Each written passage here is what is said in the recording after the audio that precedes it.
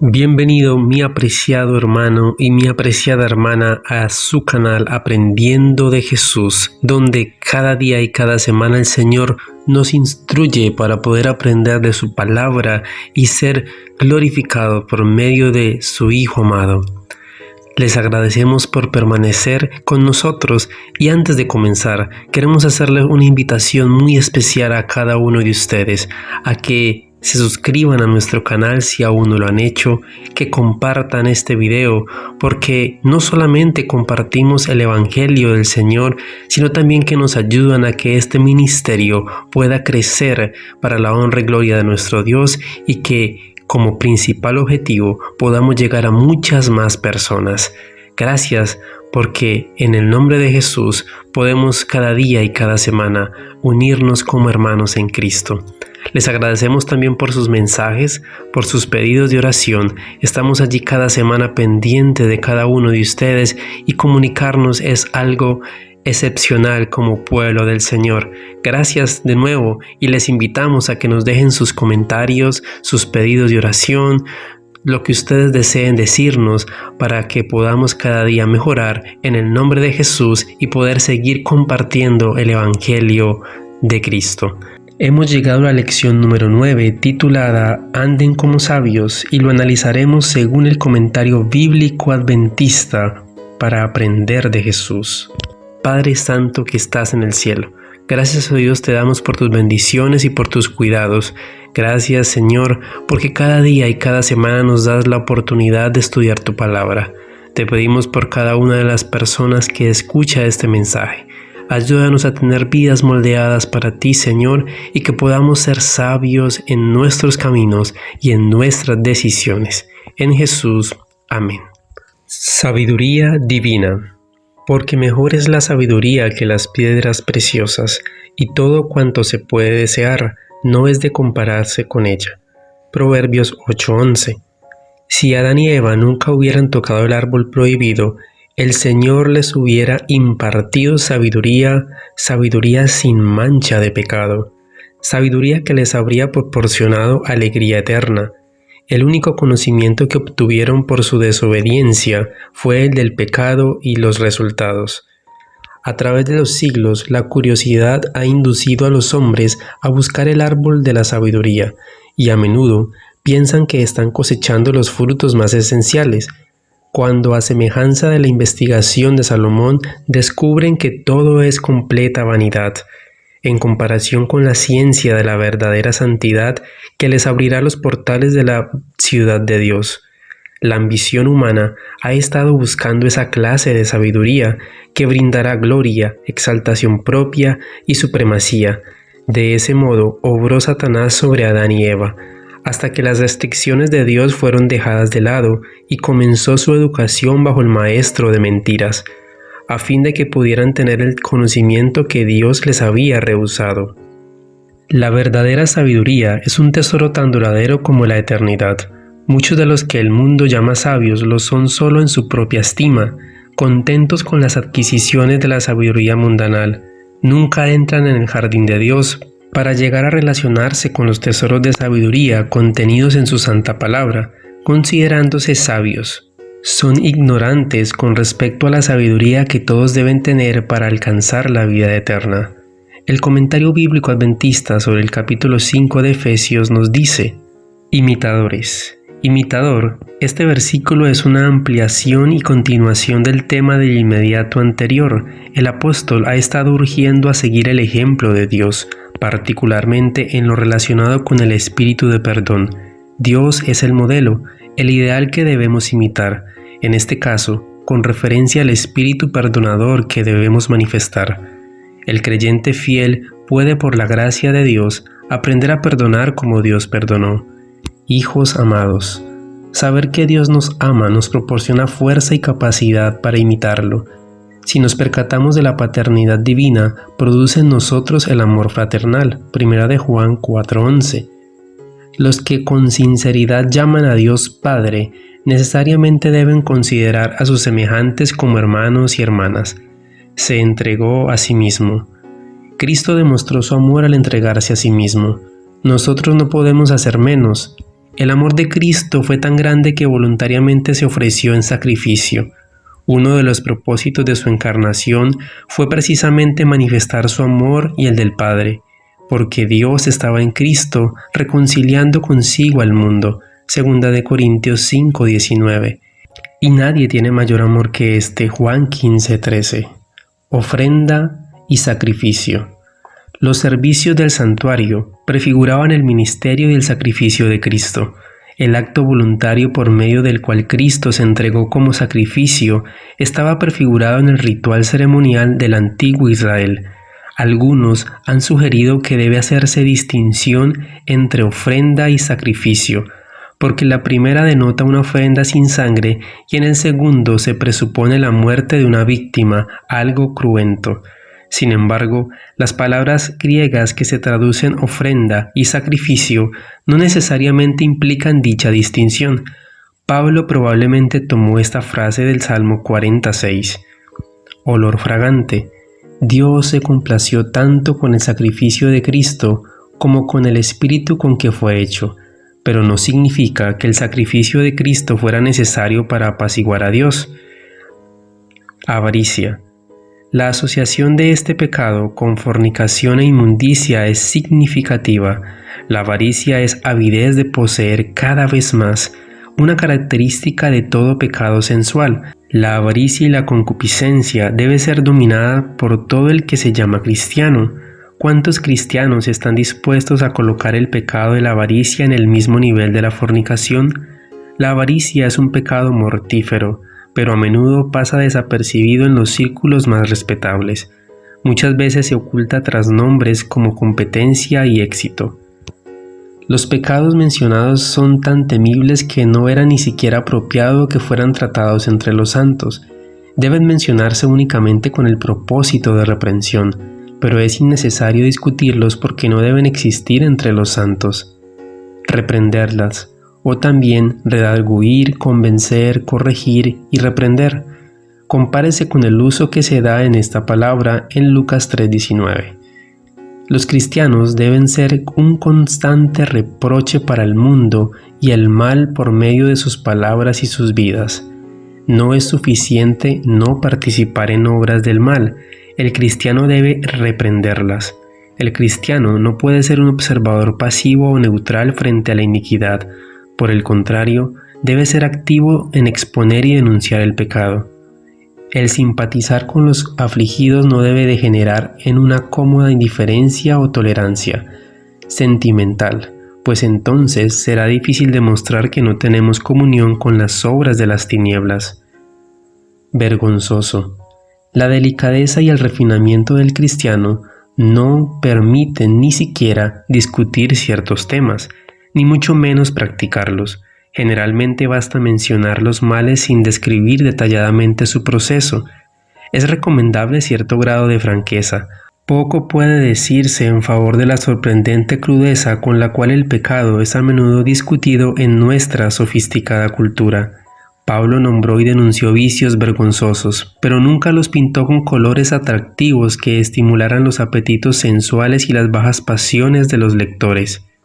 En secreto, Pablo puede estarse refiriendo a algunos de los misterios celebrados por los paganos, los cuales eran a menudo acompañados de obscenas y lascivas ceremonias de iniciación, o pudo haber estado aludiendo simplemente a las prácticas silenciosas a las cuales se entregaban secretamente los débiles y corruptos. Puestas en evidencia, las cosas secretas y oscuras en la vida de una persona son puestas en evidencia por los rayos brillantes de la luz espiritual. Cuando Cristo dirigió los rayos de la verdad sobre la hipocresía de sus días, el fingimiento se reveló tal como era. Cuando lo que se hace en la oscuridad se observa en la oscuridad, desaparecen sus contornos y su verdadero carácter no puede conocerse. Hechas manifiestas, los pecados secretos mencionados anteriormente quedan expuestos por los destellos de la luz de la vida y la verdad, porque la palabra de Dios es viva y eficaz, y más cortante que toda espada de dos filos, y discierne los pensamientos y las intenciones del corazón. Es una lente que concentra la luz de la verdad en la conciencia con ardiente convicción, aprovechando bien el tiempo. literalmente comprándose el tiempo o procurándose la oportunidad, es decir, sacando el mayor provecho de las oportunidades que se presentan. El cristiano tiene el privilegio y la obligación de aprovechar cada momento para cumplir todo propósito noble y elevado. Redimir el tiempo es más que no ocuparse en actividades ociosas y frívolas. Una persona no es buena sencillamente porque no es mala. Como Jesús, debemos sentirnos impulsados a identificarnos con los negocios de nuestro Padre, buscando activamente oportunidades para hacer el bien. En la parábola del mayordomo infiel, Jesús destacó la diligencia y sabiduría de los comerciantes del mundo al hacer sus negocios, como un ejemplo para los hijos de la luz. Los días son malos. La necesidad de echar mano de cada oportunidad que se presenta es evidente cuando se considera que la vida está continuamente expuesta a toda clase de males, no solamente del mal moral prevaleciente, sino también de enfermedades, persecuciones y sufrimiento mental, lo cual priva al cristiano de muchas oportunidades de servicio. Voluntad del Señor. El conocer la voluntad del Señor debe ser el blanco supremo del creyente. La mente transformada no solo posee la capacidad de entender la voluntad de Dios, sino también la intuición divinamente implantada por la cual puede comprobar cuál sea la buena voluntad de Dios agradable y perfecta. Romanos 12:2. Versículo 18. No os embriaguéis con vino. Pablo ha estado hablando acerca de las tinieblas y de la falta de sabiduría de los hombres necios, y hay pocas cosas más necias que la embriaguez. Este mal es condenado frecuentemente en las Escrituras, por ejemplo, Proverbios 20:1, Lucas 21:34, 1 Corintios 5:11. Pablo probablemente está pensando en la embriaguez no solo como complacencia del apetito, sino también como un mal social que glorifica el desperdicio, la excitación emocional y a expensas del buen sentido, y la temeraria búsqueda de placer. Todo lo que priva al ser humano del uso de la razón significa deterioro del alma e ineptitud para el reino de Dios. Del espíritu o en el espíritu, lo cual podría considerarse como refiriéndose al espíritu humano. La excitación de la embriaguez es totalmente opuesta al gozo y la vivificación del espíritu. La búsqueda de los estimulantes malsanos es reemplazada por el entusiasmo espiritual del espíritu humano bajo la influencia del poder del Espíritu Santo. Es cierto que la obra del Espíritu está acompañada de sobriedad, pero no es menos cierto que el efecto de la presencia del Espíritu Santo se deja ver en la testificación entusiasta de la fe. La demostración del Espíritu en las palabras y hechos de los discípulos en el día del Pentecostés fue comparada burlonamente con el estado de ebriedad. Hechos 2:13. Versículo 19. Hablando. Probablemente sea una sugerencia de un canto antifonal, o quizás sencillamente una referencia al beneficio mutuo que se deriva de la adoración en conjunto. La distinción entre los diferentes tipos de oración con salmos, himnos y cánticos espirituales puede ser como sigue. En general, los salmos eran del Antiguo Testamento cantados con acompañamiento instrumental. Los himnos eran alabanzas a Dios, compuestas por los creyentes y cantadas por todos, mientras que los cantos espirituales u odas eran de una naturaleza más general y meditativa, con o sin acompañamiento. La alabanza es la parte más importante de la adoración en vuestros corazones. La adoración debe surgir del corazón y no ser simplemente algo mecánico. La música ha sido siempre parte de la adoración. El cristiano es el que la ha elevado y consagrado. En la adoración religiosa el canto debe ser dirigido a Dios. De otra manera no es más que una autoexhibición. Este peligro llevó a Calvino y a Knox, por ejemplo, a menospreciar la música instrumental. La música no es un fin en sí misma, sino que como la oración es un medio para acercarse a Dios. Una oración puede expresarse de muchas maneras, por medio de palabras, de meditación o de música. Versículo 20. Dando siempre las gracias. Nada tiende más a fomentar la salud del cuerpo y del alma que un espíritu de agradecimiento y de alabanza. El espíritu de alabanza es un verdadero antídoto contra el mal y el desánimo. Aunque todo parezca salir de la peor manera, el cristiano se siente bien y animado. El espíritu de agradecimiento prevalece en la alegría o en la tristeza, en la victoria o en la derrota, pues es un atributo permanente y fundamental del carácter del cristiano. En el nombre de Dios es el receptor de nuestro agradecimiento, el cual es ofrecido en el nombre de Cristo. El Padre merece nuestra gratitud. Su paternidad fue demostrada al dar a su Hijo. Por lo tanto, las oraciones y los agradecimientos se ofrecen en el nombre del Hijo. Todo lo que el Padre tiene para dar ha sido puesto a disposición de los hombres a través de Cristo. Por eso podemos allegarnos a Dios con completa confianza. Primera de Corintios capítulo 5, según el comentario bíblico adventista, nos dice: estáis envanecidos. Lo sorprendente era que los miembros de la iglesia estuvieran engreídos y orgullosos de su condición espiritual, en vez de bajar la cabeza con vergüenza de que una impiedad tan grande se hubiera manifestado entre ellos. No quiere decir que estuvieran ensoberbecidos u orgullosos de que hubieran ese mal en la iglesia, sino que estaban llenos de orgullo espiritual a pesar de ese pecado. Deberían haberse humillado y haber tomado las medidas necesarias para arreglar tal situación. Lamentado. La presencia de gran impiedad en la iglesia ha sido siempre causa de dolor para los miembros que se interesan de corazón en el bien de sus hermanos y son celosos por el buen nombre de la iglesia. El Señor destaca que los que verdaderamente se lamentan debido a los males que prevalecen en la iglesia serán liberados en el tiempo de prueba. Los que son rectos no pueden estar contentos y felices cuando un hermano de la iglesia se descarría y cae en un grave pecado.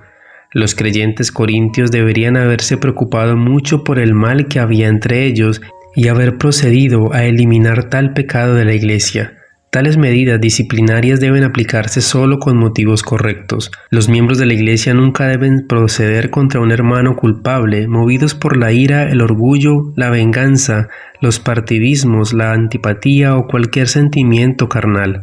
Por el contrario, deben haber amor y tierna compasión para el pecador, junto con el cuidado debido para que otro no caiga en el mismo error. Fuese quitado. Una persona que vive en una inmoralidad tan abierta y terrible debe ser apartada de la iglesia. Dios no bendice a los suyos cuando a sabiendas permiten que haya entre ellos una continua transgresión de la ley divina. Sin embargo, Dios siempre tendrá compasión para con sus hijos y aunque no está de acuerdo con el pecado, ama al pecador y restituye al corazón sincero que desea aferrarse a su bendición y a su presencia. Versículo 4 en el nombre. La sentencia contra la persona incestuoso debía ser dada con la autoridad de Jesucristo, cabeza de la iglesia. Debía recurrirse al poder divino para que la sentencia fuera efectiva tanto en la situación espiritual como en su relación con la separación material del culpable de la iglesia. La expresión en su nombre, con referencia a Cristo, se halla en Mateo 12:21 y Lucas 24:47, con la idea de que Jesús es la fuente de poder y autoridad. Pablo, como el apóstol divinamente designado para los gentiles, ejerció la autoridad que le había delegado Cristo para decir a la iglesia de Corinto lo que se debía hacer en este caso particular. Reunidos. El plan del Redentor es trabajar mediante su iglesia. Los dirigentes de esta, con la congregación, tienen poder para tomar medidas disciplinarias en el nombre de Cristo cuando eso llegue a ser necesario, y una acción tal, cuando se han seguido los procedimientos debidos, es ratificada en el cielo. Debe notarse que Pablo no asumió el papel de un dictador, les dijo cuál era su opinión y los instruyó para que se reunieran con el propósito de decidir ese problema particular. No se hubiera atrevido a administrar la disciplina sin que la iglesia estuviera de acuerdo. Este episodio demuestra que ningún ministro puede pretender que tiene autoridad para decidir la naturaleza de una medida disciplinaria y para ejecutarla sin consultar con la iglesia. Dios mismo respeta la autoridad que ha delegado en su iglesia y obra mediante la gente que Él mismo ha establecido para conducir su obra en la tierra. Una ilustración de este plan se ve en el caso de la conversión de Pablo. Dios dirigió a uno de los hermanos del grupo de creyentes de Damasco para que visitara al humillado fariseo y le transmitiera sus instrucciones. Sea entregado. Pablo ahora presenta su opinión, cuidadosamente considerada, acerca de la sentencia que la Iglesia debía pronunciar contra ese ministro extraviado. Generalmente se entiende que esta sentencia significaba la separación de esa persona de la Iglesia. A Satanás. Solo hay dos reinos espirituales en este mundo, el reino de Dios y el reino de Satanás. Si una persona sale del reino de Dios, entra naturalmente en el de Satanás. Este obstinado y desenfrenado pecador se había separado del reino de Dios debido a su propia conducta pecaminosa, y eso debía ser reconocido mediante su expulsión formal de la Iglesia. Destrucción de la carne. Las prácticas inmorales son llamadas en las Escrituras obras de la carne. Se amonesta a los cristianos a que no vivan conforme a la carne. Por lo tanto, destrucción de la carne significa mantener en sujeción los deseos carnales. También podría estar contenida la idea del sufrimiento corporal que Satanás inflige con frecuencia. Pablo llamaba a sus propias aflicciones mensajero de Satanás, 2 Corintios 12:7. Pues este es el autor de la enfermedad y los sufrimientos. Los impíos serán abandonados para que sufran las consecuencias de su mal proceder. No es buena. Siempre es malo jactarse de los triunfos personales porque es una forma de orgullo y exaltación del yo. Es un orgullo impío el que se deleita en la vanidad de las propias obras, el que se jacta de las excelentes cualidades de uno mismo. Si siempre se recuerda el Calvario, se excluirá toda jactancia humana. Jactancia, aquello de que uno se jacta. Los creyentes corintios no tenían motivo para jactarse de su condición espiritual. Procuraban dar la impresión de que todo bien estaba en la iglesia y que no había ningún problema. Eso era una evidencia de su ceguera espiritual. Se habían llegado a familiarizar tanto con las malas prácticas que los rodeaban que no se daban cuenta de la terrible naturaleza de la inmoralidad que existía en su medio. Un poco de levadura. Esto mismo aparece en Gálatas 5:9. Pablo manifiesta su sorpresa de que los corintios, al jactarse de su condición, demostraban que se habían olvidado de la verdad vital de ese dicho familiar. Así como una pequeña cantidad de levadura en una masa grande afecta a todo, así también la presencia de un transgresor obstinado en la iglesia tiene un efecto corruptor sobre el conjunto. Mantener en la iglesia a un miembro manifiestamente culpable debido al deseo de ayudarlo a reformarse es no tener en cuenta el peligro de su influencia sobre el conjunto de creyentes. Con frecuencia, es mejor para el individuo que se le borre de los registros para que comprenda que sus acciones no están en armonía con las normas elevadas de la Iglesia y que no puede ser tolerado. Versículo 10 de este modo. Es decir, los pecadores incrédulos que están fuera de la Iglesia y que no han aceptado la vida cristiana. Pablo no enseña en este versículo que los cristianos no deben tener ningún trato con los que no son cristianos o los incrédulos. Esto sería completamente impracticable en Corinto, donde el libertinaje era muy extendido. Por otra parte, es necesario mantener el contacto con los que no son creyentes a fin de que podamos alcanzarlos con el Evangelio. En su oración en favor de sus seguidores, Jesús aclaró que su pueblo permanecería en relación con el mundo incrédulo que lo rodea, pero que no debía participar de su espíritu. Juan 17, 14 al 16. Salir del mundo. Mientras los cristianos estén en este mundo, estarán en relación con los pecadores impenitentes que no entienden la terrible naturaleza de las malas prácticas. Los cristianos no deben ser ermitaños que se aíslen de la sociedad. Tienen una definida tarea que realizar en el mundo incrédulo. Se les ordena y se les manifiesta que den testimonio ante el mundo del poder salvador del Evangelio de Jesucristo. Para hacerlo, necesariamente deben relacionarse con el mundo. Su relación con los incrédulos no debe ser la misma que tienen con los creyentes. Jesús andaba entre la gente del mundo, visitaba los hogares y participaba de su hospitalidad. Se relacionaba con la gente para ministrar a sus necesidades, les impartía el conocimiento del Padre y les ofrecía la salvación del pecado. Este debe ser el constante propósito de la relación del cristiano con los incrédulos. Dios no desea que su pueblo se aísle del mundo. espera que los suyos participen en las diversas actividades lícitas de los hombres y al mismo tiempo den testimonio contra los pecados del mundo. Padre Santo que estás en el cielo, ayúdanos por favor, oh Dios, a ser un ejemplo para las demás personas que necesitan conocer del mensaje de salvación. Sabemos, oh Dios, que tenemos errores, que debemos forjar nuestro carácter cada día, que debemos alejarnos de aquello que nos aleja en algún momento de tu presencia, que fallamos, que caemos, que somos humanos y que el pecado en ocasiones nos daña y nos insta a desistir. Pero hoy, oh Dios, queremos pedirte perdón por cada uno de nuestros pecados y aferrarnos de tu santa mano para poder luchar contra el enemigo y ganar la batalla, para poder compartir el evangelio de salvación con aquellos que necesitan, oh Dios, también como cada uno de nosotros conocerte.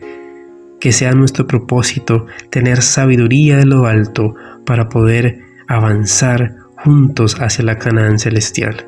En Jesús te pedimos todo. Amén. Mi apreciado hermano y hermana, nos despedimos no sin antes recordarles que pueden compartir este video, que pueden dejarnos sus comentarios.